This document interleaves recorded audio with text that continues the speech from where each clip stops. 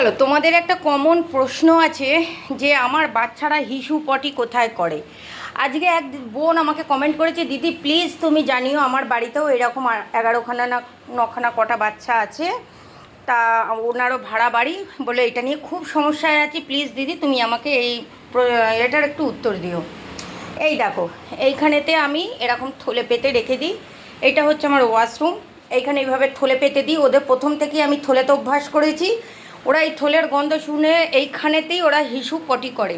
এখানে কাগজ থাকে, কাগজ নিয়ে এখান থেকে পটি নিয়ে ডাস্টবিনে আমি ফেলে দিই। ঠিক আছে, এই ডাস্টবিনটা প্রত্যেক দিন সকালে চলে যাবে, ময়লার গাড়িতে আমি ফেলে দিয়ে আসি। সে যাই হোক, এই সিস্টেমে আমার চলে।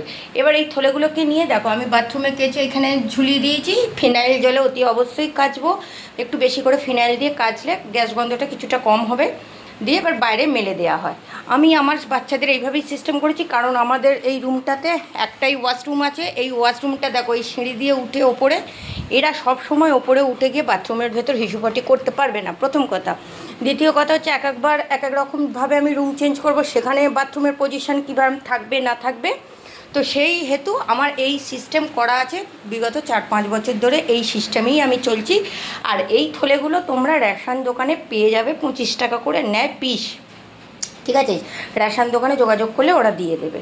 তো চলো, যদি ভিডিওটা তোমাদের উপকারে লাগে